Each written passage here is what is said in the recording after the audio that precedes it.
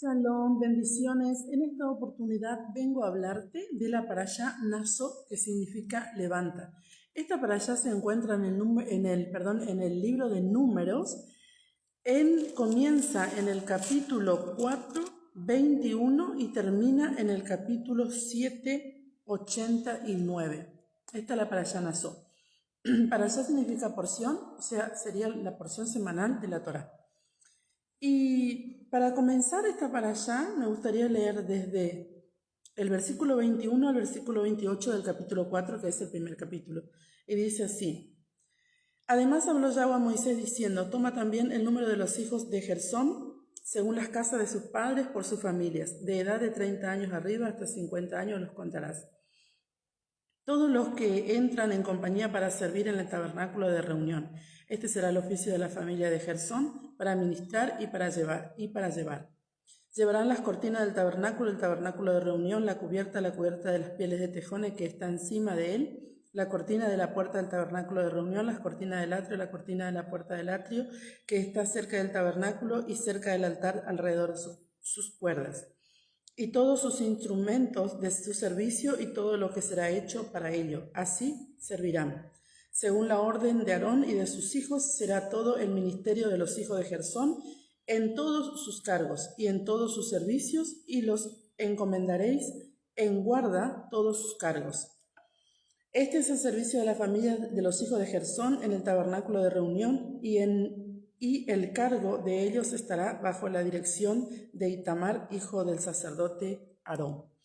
Esto es interesante porque el Señor establece un orden, el Eterno establece un orden. Desde el principio, Él estableció un orden para que le sirvamos. Y es muy interesante porque no solamente estableció un orden, sino que nos dio a cada uno un don, ¿sí? Nos dio a cada uno un talento, gloria a Dios, para poder servirlo. Y justamente tenemos que encontrar en la parashá, tenemos que encontrarle siempre a Yahshua, a nuestro Señor, ¿sí? Si no encontramos y no podemos entender o verlo a Yahshua en lo que es la Torá, no estamos estudiando desde el enfoque de salvación, desde el principio de las Escrituras. Así que si encontramos a Yahshua en la Torá, estamos en buen camino. Vamos a ver lo que dice Efesios, ¿sí? Efesios 4 dice: un cuerpo, un espíritu, como fuisteis también llamados en una misma esperanza de vuestra vocación. Un cuerpo, un espíritu, como fuisteis también llamados en una misma esperanza de vuestra vocación. Todos tenemos la misma esperanza, pero cada uno tenemos una vocación, cada uno tenemos un llamado en ese cuerpo, cada uno tenemos un compromiso, ¿sí? Y un deber a cumplir en ese cuerpo que es el cuerpo del Mesías Yahshua.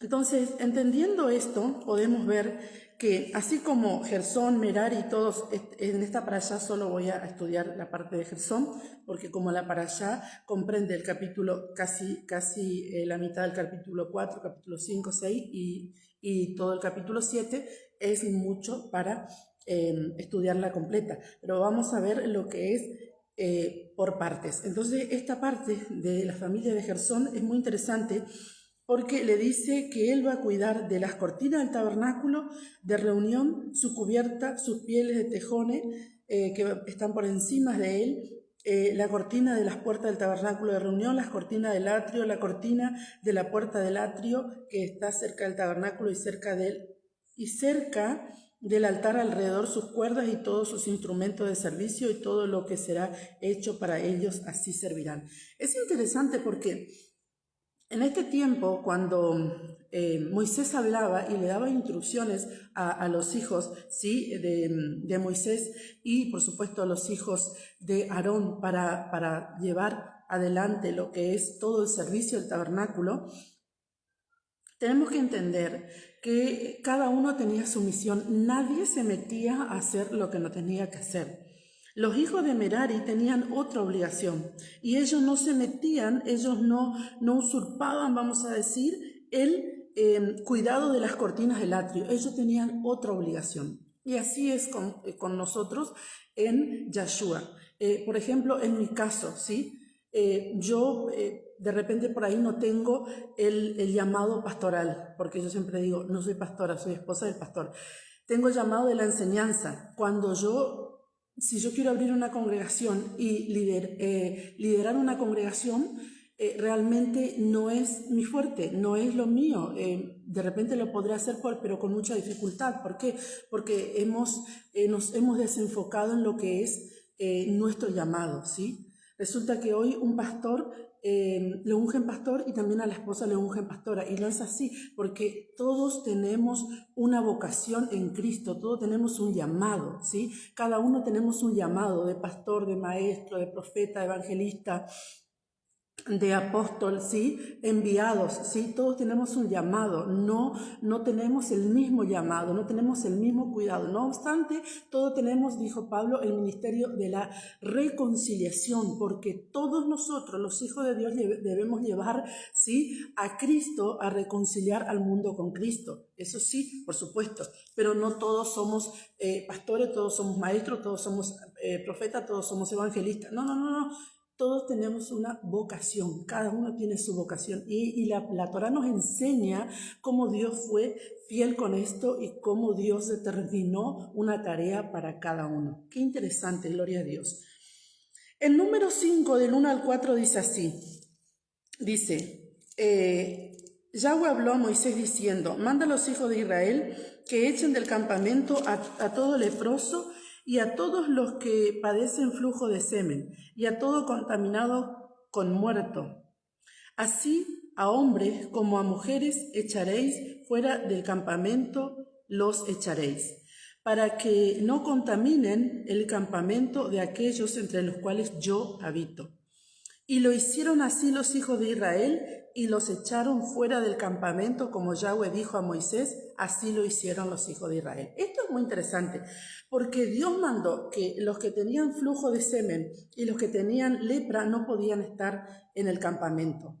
Ahora bien, tú dirás, sí, pero bueno, ¿cómo lo aplicamos esto en la realidad nuestra? Que ya Yahshua se llevó la maldición de la ley. Esta era una maldición, ¿sí? El que estaba enfermo tenía que salir fuera, ¿sí? Entonces, si bien hoy no somos echados directamente fuera, porque el que viene enfermo a la congregación, al edificio donde adoramos a Dios, tiene que salir sano, ¿verdad? Entonces, resulta que el leproso es una persona hoy en día, considerando estos tiempos, es una persona que tiende a hacer división todo el tiempo y a andar llevando chisme y trayendo chisme. Esa es una persona leprosa espiritualmente hablando, ¿sí? ¿Lo sacamos de la congregación? No lo sacamos, porque justamente la congregación es un lugar de personas enfermas que tienen que ser sanados por medio del Espíritu de Dios. Pero tenemos la obligación de sanar a esa persona por medio del Espíritu. Y si nosotros estamos con alguna situación semejante, buscar la sanidad de parte de Dios. Flujo de semen, ¿sí? Es una enfermedad contagiosa cuando realmente se permite que esta enfermedad, no literal como antes, sino esta enfermedad espiritual se empiece a producir en la congregación, terminamos en un pecado terrible. ¿A qué le podemos comparar hoy en día al flujo de semen? Le podemos comparar al pecado de la fornicación, ¿sí? Cuando hay personas fornicarias que están todo el tiempo haciendo fornicación y fornicando, ¿sí? Y contaminando la congregación. Y eso también produce una enfermedad en todo el cuerpo. Hebreos 12:14 también podemos encontrar algo interesante que nos habla de la enfermedad espiritual de este tiempo, que dice así, 12:14, sí, dice así. Y 12:14 y 15, seguid la paz con todos y la santidad sin la cual nadie verá al Señor, dice. Mirad bien, no sea que alguno deje de alcanzar la gracia de Dios, que brotando alguna raíz de amargura os estorbe y por ellas muchos sean contaminados. ¿sí? Esa es una enfermedad espiritual de este tiempo. Podemos decir una lepra espiritual, sí, porque dice el Señor, mirad bien, no sea que alguno deje de alcanzar la gracia de Dios, que brotando alguna raíz de amargura, sí, alguna lepra, alguna cosa espiritual, sí, brotando alguna enfermedad espiritual, sí, os estorbe y por ello muchos sean contaminados. ¿Por qué le sacaban al leproso de medio del campamento? Para que no contamine a los otros y todos queden leprosos. Entonces mirad bien, ¿sí? Estad atento, orad, clamad, llamad la atención, mirad bien, ¿sí? No sea que alguno deje de alcanzar la gracia de Dios, ¿sí? O sea, ¿es posible dejar de alcanzar la gracia de Dios? Sí, es posible. Es posible, por eso es que nosotros tenemos que ser sabios, nosotros que decimos que somos hijos de Dios y somos pueblo de Dios y que obedecemos a Dios y que amamos a Dios, no entrar en ese espíritu de chisme, de llevar y traer, cuando viene una persona a hablarme mal del otro, cortar por la raíz. ¿Sí? A mí me va a edificar, no me va a edificar lo que me vas a contar, entonces no me cuente, porque solamente me va a contaminar, no me va a edificar. Porque cuando alguien me viene a hablar mal de otra persona, ¿qué sucede? Yo ya quedo con un pie atrás y esa persona a mí no me hizo nada, solo porque alguien me vino a hablar mal de esa persona y de repente esa persona habló mal porque esa misma persona que habló mal se portó mal con la otra y la otra le reclamó y entonces la otra pone una barrera, ¿sí? La que se portó mal pone una barrera y ya le tacha de persona mala, de que no tiene misericordia. Pero ¿qué pasó? Se portó mal con ella. Entonces, ¿qué sucede? Comienza a hablar mal. ¿Para qué? Porque ella se sintió herida, se sintió atacada, se sintió confrontada, entonces comienza a hablar mal con los demás para que los demás no la quieran y de repente los demás la conocen y se dan cuenta que no es así. Entonces, cuidad, dice, mirad bien, cuando viene una persona a hablar mal, ¿a vos te hizo mal? Bueno, a vos, a mí no me hizo. Yo tengo el deber de cuidar mi corazón, cuidar mi alma, cuidar mi espíritu, porque del corazón mana la vida. Gloria al Señor. Esto es muy interesante. Vamos a volver al libro de Números, y es muy importante porque dice avanzando sí un poquito, lo que es gloria al Señor aquí. El capítulo 5, estábamos leyendo el 5, del 1 al 4, ahora vamos a avanzar al capítulo 5 del 6 al 10. 5 del 6 al 10 dice así. Di a los hijos de Israel, el hombre o la mujer que cometiera alguno de todos los pecados con que los hombres prevarican con Yahweh y delinquen, aquella persona confesará el pecado que cometió y compensará enteramente el daño y añadirá sobre ella la quinta parte y lo dará a ella contra quien pecó. Y si el hombre no tuviere pariente al cual sea resarcido el daño, se dará la indemnización del agravio a Yahweh, entregándolo al sacerdote, además del carnero de la expiación con el cual hará expiación por él. Toda ofrenda de todas las cosas santas que los hijos de Israel presentaren al sacerdote suya será. Y lo santificado de cualquiera será suyo. Asimismo, lo que cualquiera diere al sacerdote suyo será. Aquí es muy interesante porque la palabra nos manda a pedir perdón, y no solamente pedir perdón, sino que también restituir y dar la quinta parte de lo dañado, ¿sí? Qué interesante. Entonces podemos ver en Mateo 5 que el Señor nos deja un mandamiento muy interesante. Vamos a Mateo 5. Gloria al Señor, dice así. Mateo 5, 25 al 26. Dice así. Ponte de acuerdo con tu adversario pronto, entre tanto que estás en el camino. No sea que el adversario te entregue al juez y el juez al alguacil, y seas echado en la cárcel. De cierto te digo que no saldrás de allí hasta que pagues el último cuadrante. ¿Por qué hay personas que hoy en día caen en situación semejante de juicio, como una enfermedad mortal, como una división terrible en la familia, como pobreza extrema, hasta ¿cómo sería esta palabra? El quedarse en la calle muchas veces? ¿Por qué? Porque la persona es arrogante y orgullosa, no hizo mal y no quiere pedir perdón. Entonces dice, ponte de acuerdo con tu adversario, a quien hiciste daño, ¿sí? La gente muchas veces piensa que va a hacer daño y ya está, ya pasó. Estando en el Señor estoy hablando, porque esto es para los hijos de Dios. Si bien alguien que no es hijo de Dios, una persona incrédula, toma la Biblia y quiere hacerse hijo de Dios por medio de la palabra, lo puede hacer, por supuesto, pero está hablando a los hijos de Dios. Ponte de acuerdo con tu adversario, ¿sí? Ponte de acuerdo con tu adversario, el que te hizo daño, al que vos le hiciste daño, lo que sucedió, ponte de acuerdo. Entre tanto que están en el camino, cuando está todo bien. Porque el que hace daño muchas veces cree que nunca le va a pasar nada. El que hace daño destruye una familia, destruye un hogar, quizás nos pasó esto cuando estábamos en el mundo, estábamos perdidos sin Dios, sin Cristo, sin esperanza, sin nada. Pero cuando venimos al Señor ya no podemos vivir esa vida. Ya debemos decidir vivir una vida en santidad, ¿sí?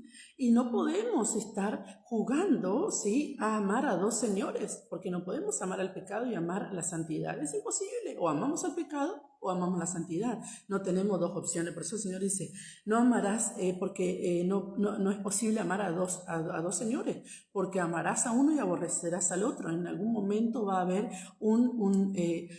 una fuerza mayor sobre uno, ¿sí? Eso es una verdad.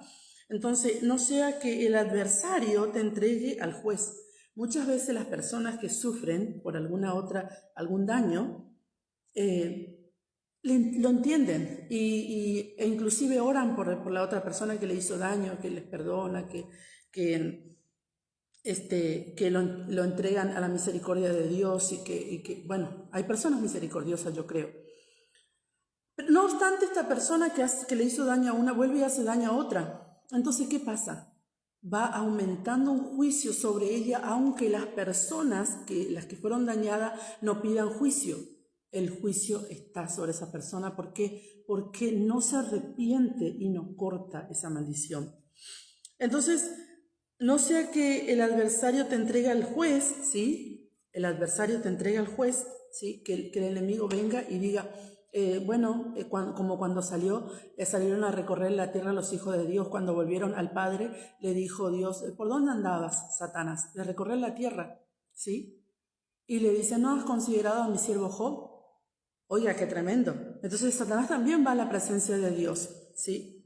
Y le reclama, ¿sí? Mira, Dios dice que te ama, que te sirve, que tú eres el Dios Todopoderoso, pero vive como quiere. Va y daña a uno, daña al otro, divide una congregación, va a dividir la otra, roba aquí, roba allá, destruye un matrimonio, destruye todo lo que puede llegar a suceder. Entonces, y el juez al alguacil, y seas echado en la cárcel, de cierto te digo que no saldrás de allí hasta que pagues el último cuadrante. Y generalmente las personas salen porque se arrepienten, porque lloran, sanan. Yo he visto personas que han vivido una vida perdida, en Cristo hablando, estoy hablando de los hijos de Dios que caminan en Cristo, entre comillas, pero viven una vida doble. Y se arrepintieron y Dios les sanó, pero también he visto personas que Dios no quiso dejarlas, porque la decisión está en Él y Él conoce los corazones y sabe que si lo va a dejar, de repente se va a volver a perder, entonces los lleva. Ojo con esto, cuidemos nuestro cuerpo, cuidemos nuestra vida, cuidemos, ¿sí? Lo que fuimos, bueno, cuando no teníamos a Cristo estábamos perdidos, ya está, ya pasó, nuevas criaturas somos en Dios, dice la palabra, pero lo que hacemos de aquí en más, daremos cuenta delante de Dios realmente por su nombre que ponemos delante de nosotros. En Números 5, 12 al 31 dice así, volvamos al libro de Números, del 12 al 31. Bueno, aquí hay algo muy interesante que lo quiero leer completo porque es muy interesante y debemos entender esta parte para comprender el sacrificio que hizo Yahshua en el madero. Dice así: habla a los hijos de Israel y dile: si la mujer de alguno se descarriare y le fuere infiel, y alguno cohabitare con ella y su marido no lo hubiese visto por haberse ella mancillado ocultamente, ni hubiera testigo contra ella, ni ella hubiere sido sorprendida en el acto, si viniera sobre él espíritu de celo, o sea, sobre el marido de la mujer que fue adúltera, y tuviere celos de su mujer, y habiéndose ella mancillado, o viniere sobre él espíritu de celo, y tuviere celos de su mujer, no habiéndose ella mancillado, entonces el marido traerá su mujer al sacerdote, y con ella traerá su ofrenda, la 10ª parte de un efa de flor de harina de cebada. No echará sobre ella aceite, ni pondrá sobre ella incienso, porque es ofrenda de celos, ofrenda recordatoria que trae a la memoria el pecado. Y el sacerdote dice, hará que ella se acerque y se ponga delante de Yahweh. Luego tomará el sacerdote del agua santa en un vaso de barro. Tomará también el sacerdote del polvo que hubiere en el suelo del tabernáculo y lo echará en el agua. Y hará el sacerdote estar en pie a la mujer delante de Yahweh y descubrirá la cabeza de la mujer y pondrá sobre sus manos la ofrenda recordatoria que es ofrenda de celo. Y el sacerdote tendrá en la mano las aguas amargas que acarrean maldición.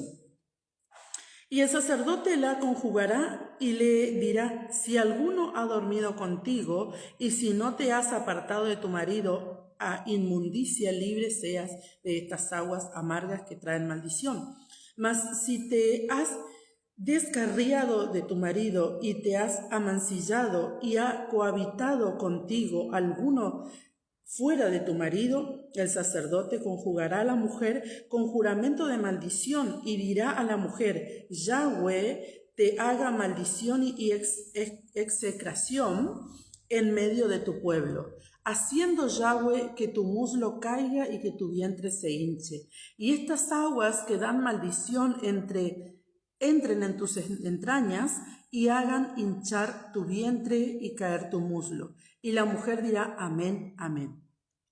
El sacerdote escribirá estas maldiciones en un libro y las borrará con las aguas amargas, y dará a beber a la mujer las aguas amargas que traen maldición, y las aguas que obran maldición entrarán en ella para amargar. Después el sacerdote tomará de la mano de la mujer la ofrenda de los celos y la mecerá delante de Yahweh y la ofrecerá delante del altar. Y tomará el sacerdote un puñado de la ofrenda en memoria de ella y la quemará sobre el altar, y después dará a beber las aguas a la mujer. Le dará pues a beber las aguas, y si fuere inmunda y hubiere sido infiel a su marido, las aguas que obran maldición entrarán en ella para amargar, y su vientre se hinchará y caerá su muslo, y la mujer será maldición en medio de su pueblo.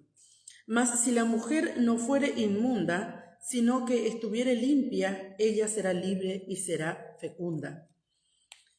Esta es la ley de los celos cuando la mujer cometiere infidelidad contra su marido y se amancillare, o del marido sobre el cual pasara espíritu de celo y tuviere celo de la mujer. La presentará entonces delante de Yahweh, y el sacerdote ejecutará en ella toda esta ley, y el hombre será libre de iniquidad y la mujer llevará su pecado.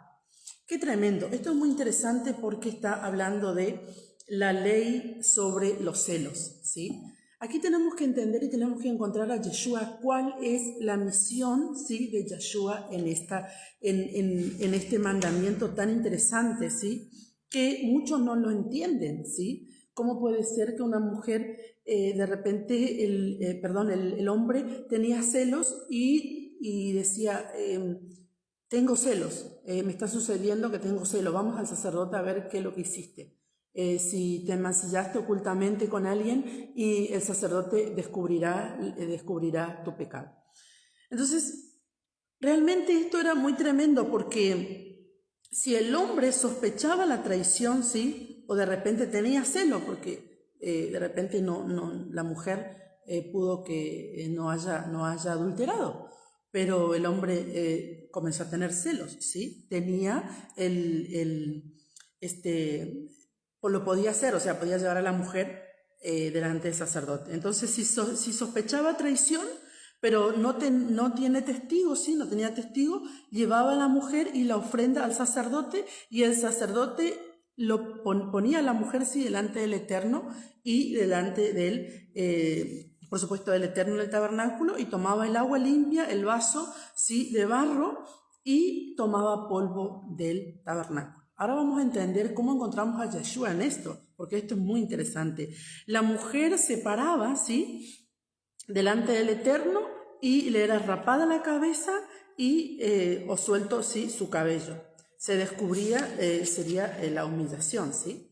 Entonces ponía en sus manos la ofrenda, ¿sí? Y el sacerdote tenía en sus manos las aguas amargas, que era las aguas con el polvo del tabernáculo, como ya leímos, que traían maldición. Entonces el sacerdote decía: si eres inocente, serás libre de estas aguas amargas que traen maldición, pero si eres culpable, tu muslo se cae, tu vientre se hincha y serás oprobio delante de todo el pueblo. Entonces la mujer no iba a poder ser fecunda, y realmente esto era una maldición. La mujer tenía que decir amén, amén, por más que la mujer haya cometido el pecado o no, tenía que decir amén a lo que el sacerdote estaba haciendo. Gloria al Señor. Entonces el sacerdote escribía las maldiciones en un libro y las borraba así con las aguas amargas, y les daba de beber a la mujer. Esto es muy interesante, porque podemos ver aquí que la mujer tipifica a Israel y el hombre, Yeshua. Ahora vamos a ver cómo Yeshua nos libró de la maldición de ser esclavo, ¿sí?, y de ser una mujer o una persona estéril. Nosotros antes del Señor éramos esclavos y éramos estériles. Entonces, estériles en todos los sentidos de la vida, ¿sí? En todos los sentidos, tanto espiritual como natural, a eso me refiero. Entonces, y éramos esclavos del mundo, esclavos del pecado. Podemos ver en Juan 19, vamos a ver cómo Yeshua nos libró de esta maldición, cómo esta maldición estaba operando en nosotros, ¿sí? Y nosotros realmente sufríamos, pero Yeshua nos libró de esta maldición. Oye, qué interesante. Podemos encontrar a la mujer y al hombre, ¿sí?, en el madero. Juan 19, 29 y 30 dice así. Dice: y estaba allí una vasija llena de vinagre, entonces ellos empaparon en vinagre una esponja y poniéndola en un hisopo se la acercaron a la boca. Cuando Yeshua hubo tomado el vinagre, dijo: consumado es. Y habiendo inclinado la cabeza, entregó su espíritu. Oiga, qué interesante. Nosotros como Israel, me refiero, el pueblo de Dios, nosotros como el pueblo de Dios, antes de venir a Él, estábamos en maldición, estábamos realmente perdidos, ¿sí?, sin Dios, sin esperanza en el mundo, éramos adúlteros espiritualmente, pero Yeshua se llevó esa maldición. Cuando nosotros no podíamos tomar esas aguas amargas, porque si nosotros tomábamos esas aguas amargas, nos moríamos literal, quedábamos muertos para siempre. Pero Yeshua vino e hizo esa expiación, esa limpieza para nosotros, esa redención, ¿sí?, para que nosotros podamos salir libres, ¿sí?, y perdonados de esta deuda terrible que era el pecado de la ley de los celos. Entonces Yeshua toma y dice: consumado es. Yeshua grita Gomer, ¿sí? Consumado es, Gomer. ¿Cómo se llamaba la mujer de Oseas? Gomer. Le dijo: tómate una mujer fornicaria y adúltera de nombre Gomer, ¿sí? Entonces Yahweh le manda a Oseas que tome una mujer fornicaria y adúltera para representar y tipificar a Israel. Y Gomer significa consumado. Es ese libro de Oseas, sí, que ya lo estudiamos en otra oportunidad. Ese libro de Oseas es un libro donde, en otras palabras, aquí termina, ¿sí? Termino con ustedes, hago toda la redención con ustedes, porque el libro de Oseas es la redención, ¿sí? Es la restauración, la liberación de Israel, qué maravilloso. Gloria al Señor. Entonces, Yahshua grita, Gomer, qué tremendo. Entonces, él representó a la mujer, ¿sí? Y al hombre en celos en el madero, y él se tomó las aguas amargas por nosotros, porque nosotros no podíamos tomar esas aguas amargas. Nosotros estábamos, realmente íbamos a salir culpables, íbamos a ser malditos para siempre, porque dice que si la mujer tomaba las aguas y era culpable, se le hinchaba el vientre y se le caía el muslo, y era oprobio para todo el pueblo, y Yahshua no iba a permitir eso para nosotros. Yahshua tenía que hacernos libres. Por eso dice el 5:28 de Número, dice, mas si la mujer no fuere inmunda, sino que estuviere limpia, ella será libre y será fecunda. ¿Qué hizo Yahshua? Él vino a hacernos libres y fecundos, para que podamos fecundar tanto en el mundo natural como en el mundo espiritual, y ser enviado a las naciones para conquistar, para ganar, para restaurar, porque Él dijo que nosotros tenemos el ministerio de la restauración, de la reconciliación para con Él. Él nos hizo libres, gloria al Señor. Vamos a ver qué dice en Juan 8:6, también podemos encontrar, gloria al Señor. Aquí hay algo muy interesante en Juan 8:6, dice así, mas esto decían tentándole para poder acusarle, pero Yahshua, inclinado hacia el suelo, escribía en la tierra con el dedo. Oye, qué interesante. Yahshua escribía en la tierra escribía con su dedo. Cuando le trajeron a la mujer acusada a la mujer adúltera, ¿sí? Cuando le trajeron, y él ¿qué estaba haciendo? Estaba escribiendo. ¿Qué hacía el sacerdote con la mujer? Escribía en un libro las maldiciones, ¿sí? Él estaba escribiendo. Entonces dice la palabra, gloria al Señor, en Isaías 66:1. Oye, qué interesante, porque aquí también tiene que ver con justamente esto de lo que la mujer estaba, cuando le llevaron acusándole a la mujer de adulterio. Isaías 66:1 dice así, Yahweh dijo así, el cielo es mi trono y la tierra estrado de mis pies. ¿De dónde sacaba el sacerdote el polvo para colocar en el agua que le daba de tomar a la mujer, que era un agua de maldición, y si era culpable era declarada inmunda y era declarada una mujer, realmente era repudiada? ¿De dónde sacaba el polvo? Del suelo del tabernáculo. Aleluya, qué tremendo. Y ahora la palabra dice acá que la tierra es estrado de sus pies. ¿Y Yahshua dónde estaba escribiendo? En el suelo, estrado de los pies del Señor, del polvo, de ahí, ¿sí? Él, en otras palabras, él estaba escribiendo, yo vine a librarle a ella de la maldición. Yo vine a librarle a ella de la maldición de la ley. Que no le maten porque de repente haya adulterado o no, sino que pueda ser perdonada, pero que no peque más. Aleluya, qué tremendo, esto es maravilloso. Gloria al Señor, el amor de Dios es maravilloso. Jeremías 17:13, también podemos encontrar algo muy interesante. 17:13 dice, oh Yahweh, esperanza de Israel, todos los que te dejan serán avergonzados, y los que se apartan de mí serán escritos en el polvo, porque dejaron a Yahweh manantial de aguas vivas. Dejaron a Yahweh manantial de aguas vivas. ¿Qué significa escribir en el polvo? Es estar escrito en el polvo, que seremos borrados del libro de la vida. Todos los que te dejan serán avergonzados, porque se apartaron, dice, de mí, porque dejaron a Yahweh manantial de aguas vivas. Aleluya, gloria al Señor. Apocalipsis 8:11. Gloria a Dios. Vamos a ver qué dice Apocalipsis 8:11. Dice así, Y el nombre de la estrella es Ajenjo, y la tercera parte de las aguas se convirtió en Ajenjo, y muchos hombres murieron a causa de esas aguas, porque se hicieron amargas. Oiga, esta misma situación que pasaba la mujer en el tabernáculo, cuando tenía que tomar las aguas amargas, nuevamente volverán a pasar en el éxodo del Apocalipsis, volverá a pasar nuevamente todo aquel hombre que no tiene al Señor, que se apartó de Él, todo aquel que no sigue la Torá de Dios y las instrucciones de Dios para vivir una vida en justicia. En Gálatas 3:13, primero número 5, vamos a leer primero número 5, 23. Oiga que ya leímos ahí, pero vamos a volver. Dice, el sacerdote escribirá estas maldiciones en un libro y las borrará con las aguas amargas. Y las borrará con las aguas amargas. Oiga, acá está el secreto.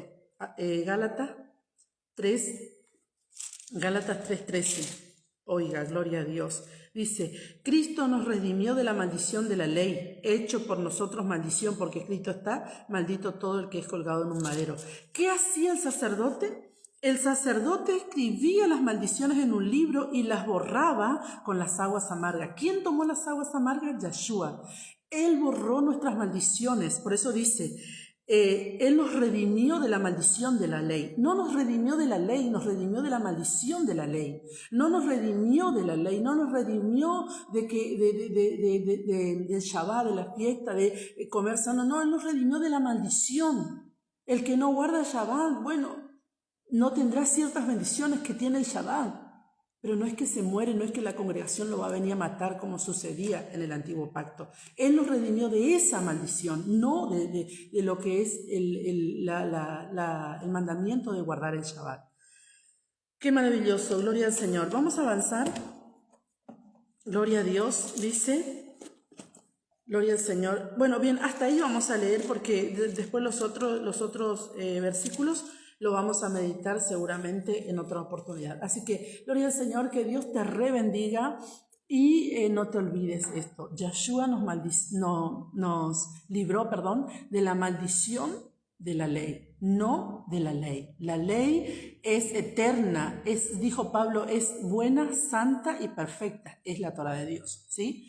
Él no nos redimió de la Torá, por eso él dijo, yo no he venido a abolir la ley ni los profetas, yo no he venido a abolir la Torá ni los profetas, yo he venido a cumplirla, porque los sacerdotes y los escribas de ese tiempo habían colocado mucho peso sobre la Torá de Dios y ya la estaban viviendo de una manera que nadie la podía llevar, ya estaba siendo pesado. Por eso él dice, mis mandamientos son livianos, mi carga es liviana y ligera. Gloria al Señor, que Dios te bendiga. Shalom.